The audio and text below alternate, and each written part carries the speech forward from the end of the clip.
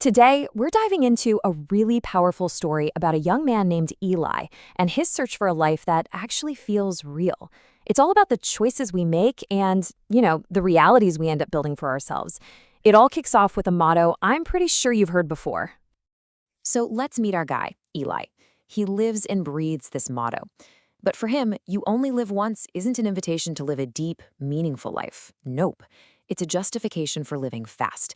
It's a whole life built on shortcuts, quick cash from online betting, fast connections on dating apps, and just this constant frantic chase for the next rush. And here's the question that just haunts him. In those quiet moments, between the loud parties and the flashing screens, there's this growing emptiness. He can try to drown it out for a night, but it always comes back, and it's always heavier than before. This is the feeling that really kicks off his entire journey. This brings us right into the first part of Eli's story, which is, pretty fittingly, called the shortcut to emptiness. His whole world is basically built on finding the quickest fix for, well, everything. Yeah, his life is just a total blur of instant gratification.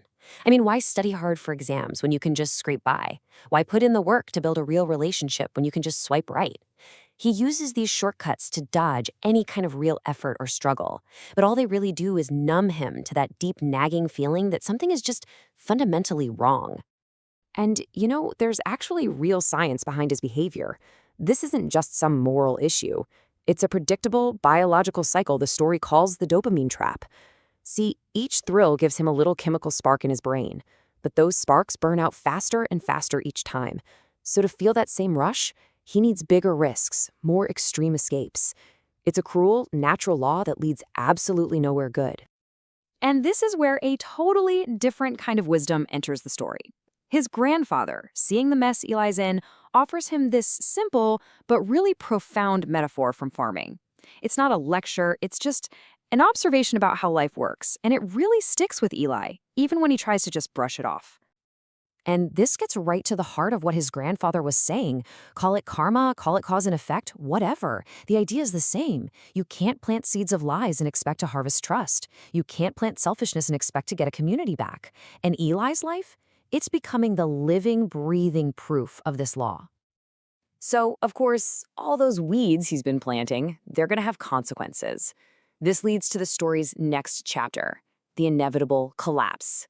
This is when the harvest he's been sowing finally comes due. The first cracks start to show in his relationships. His friends, his so-called crew, they just kick him out of the group chats, block his number, all because he betrayed their trust over money. And at home, that warmth is just gone, replaced by this cold, heavy silence. His own sister won't even ride to school with him anymore. She's scared to get him pulled into his drama. And again, the story connects what's happening to Eli personally with the universal principle. Psychologists have a name for this: trust erosion. Think of trust like soil. Eli's actions, all the selfishness and lies, have just completely washed it all away, leaving his relationships fragile and totally broken. I mean, you can see the progression so clearly here. It wasn't one big explosion, it was a step-by-step collapse. First the friendships go, then the family pulls away, and then, finally, he's left totally and completely alone, just staring at a dark phone screen with absolutely no one left to call. This is it. This is the harvest of the weeds he planted. And this is rock bottom. After one last desperate attempt to just escape into the haze of a nightclub, it all comes crashing down. The chaos, the loneliness, the regret, it all just becomes this unbearable weight.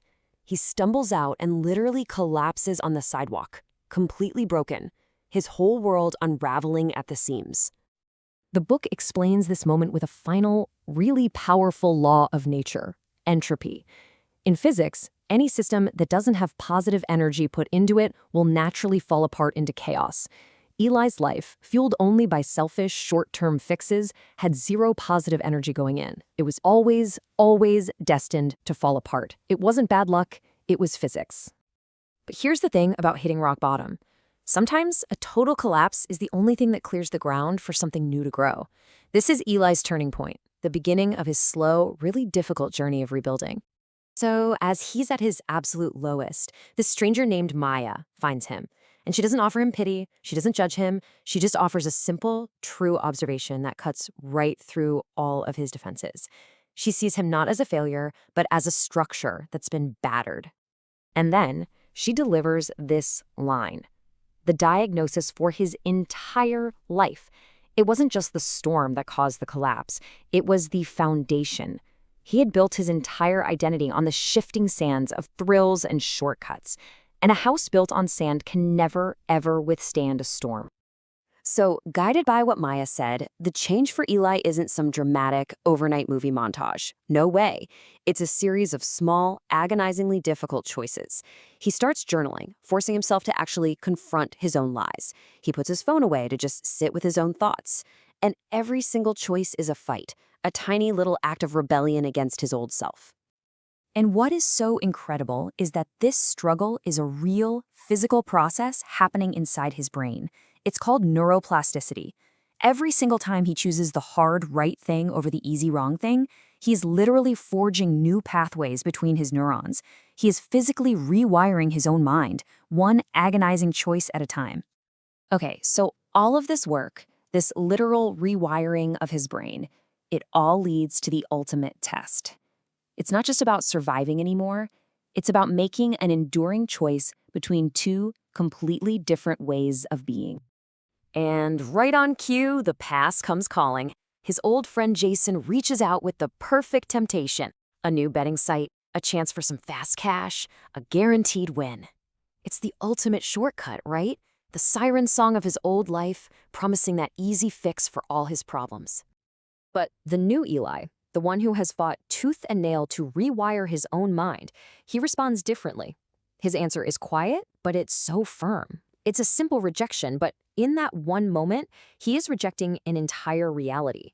He is definitively choosing his new, harder path over that easy, destructive one.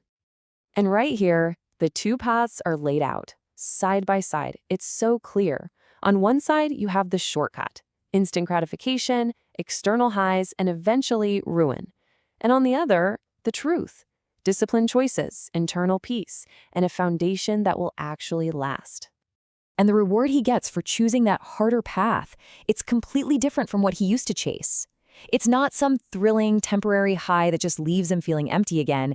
It's a deep, quiet peace, a sustainable contentment that doesn't depend on what's going on around him, but comes from within. It's the harvest of the new seeds he's been planting. So Eli's story really leaves us with this powerful question. It turns the mirror back on all of us, asking us to take a hard look at our own foundations. Are we building our lives on the shifting sand of the short thrill? Or are we doing the hard, patient work of building on the enduring truth that lasts? The choice, as always, is ours.